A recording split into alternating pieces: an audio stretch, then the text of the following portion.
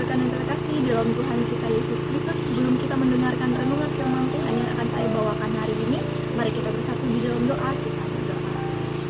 Bersyukur ya Allah Bapa atas penyertaan-Mu yang Kau berikan kepada setiap kami pada hari ini.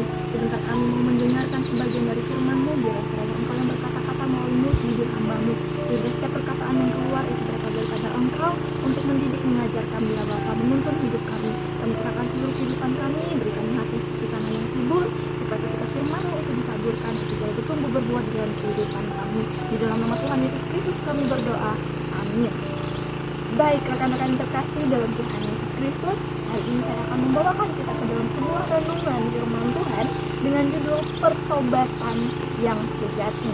Nah, sebelum kita masuk ke dalam renungan, mari kita bersama-sama membaca dari nas firman Tuhan yang saya ambil dari Hosea pasal 6 ayat 1 sampai yang ketiga dengan judul Pertobatan Israel yang Sekejap Saja. Yang saya akan bacakan demikian bunyi firman Tuhan. Aku akan pergi kembali ke tempatku sampai mereka mengaku bersalah dan mencari wajahku. Dalam kesesakannya mereka akan merindukan aku. Marilah kita berbalik kepada Tuhan, sebab Dia telah menerkam tetapi akan menyembuhkan kita. Dia telah memukul tetapi akan membalut kita. Ia akan menghidupkan kita sesudah 2 hari. Pada hari ketiga Ia akan membangkitkan kita dan kita akan hidup di hadapannya. Marilah kita mengenal dan bersungguh-sungguh mengenal Tuhan. Ia pasti muncul seperti fajar. Ia akan datang kepada kita seperti hujan musim semi yang mengairi bumi. Nah, rekan-rekan yang terkasih, kitab Hosea ini ditulis oleh Nabi Hosea sendiri pada masa pemerintahan Raja Yerobeam II, tepatnya pada tahun sekitar 8 sebelum Masehi.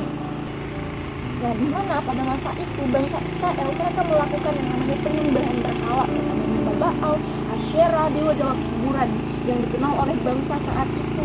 Nah, mereka mendukakan hati Tuhan, mereka menyimpang, mereka melakukan sinkretisme. Bagaimana juga pemimpin-pemimpin pada saat itu, mereka tidak melakukan tugas mereka dengan baik. Mereka tidak menuntun bangsa semakin mendekat kepada Tuhan. Mereka hanya melakukan ibadah, namun ibadah yang hanya sebatas formalitas saja. Nah, hari ini kita mau belajar mengenai pertobatan yang sejati. Ada hal yang menarik. Saya menanyakan kepada seorang teman yang dimana saya bertanya, pertobatan menurutmu itu seperti apa? Dan dia mengatakan bahwa pertobatan itu adalah ketika kita meninggalkan hal-hal yang mendukakan hati Tuhan dan kita tidak melakukannya kembali. Namun kalau kita bertobat kemudian kita melakukan hal itu kembali, maka kita tidak bertobat. Nah, ini hal yang cukup menarik untuk kita bicarakan pada hari ini. Jadi bagaimana sih pertobatan yang sejati itu? Oke, baik, langsung saja. Ada 3 poin yang akan saya berikan kepada kita untuk menjawab pertanyaan itu berdasarkan Hosea pasal 6 ayat 1 sampai 3. Langsung saja, yang pertama, pertobatan itu dimulai dengan kembali kepada Tuhan.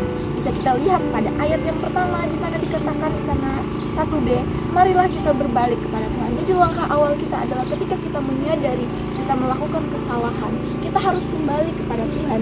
Sebagaimana dalam ayat ini bisa dikatakan marilah kita kembali kepada Tuhan, marilah kita berbalik kepada Tuhan. Rekan-rekan mungkin ingat cerita tentang anak yang bungsu, yang dimana ketika itu dia dikatakan dia menjauh dari Bapa, dia pergi dari Bapa. Ketika dia menyadari keadaannya, dia menyadari kasih Bapa kepadanya, dia menyadari betapa Bapa mencintai dia kembali kepada Bapa, dia hidup bersama Bapa. Nah, jadi rekan-rekan terkasih, langkah awal dari pertobatan adalah kembali kepada Tuhan. Kita mengatakan dengan kejujuran bahwa apa yang sudah kita lakukan, mungkin kita sudah mendukakan hati Tuhan, kita melakukan hal-hal yang tidak berkenan di hadapan Tuhan. Kita akui semua itu di hadapan Tuhan dengan kejujuran, dengan kerendahan hati. Maka percaya Tuhan akan menerima kita. Di mana di sana dikatakan lagi, sebab Dia yang telah menerkam tetapi akan menyembuhkan kita. Ini sangat manis rekan-rekan. Di mana beberapa orang, bahkan saya juga pernah mengalami ini juga dulu, dimana saya menyadari kenapa ya kehidupan saya terasa berat, kenapa kehidupan saya terasa berbeda dari orang lain, kenapa saya mengalami hal-hal yang sial seperti ini. Tapi ketika saya menyadari ternyata hal-hal itu adalah cara Tuhan, yang Tuhan pakai untuk membawa saya semakin dekat dan mengerti apa sebenarnya yang menjadi maksud Tuhan dalam hidup saya. Betapa besarnya kasih Tuhan. Tuhan bisa menegur saya melalui hal-hal yang mungkin gak menyenangkan bagi saya.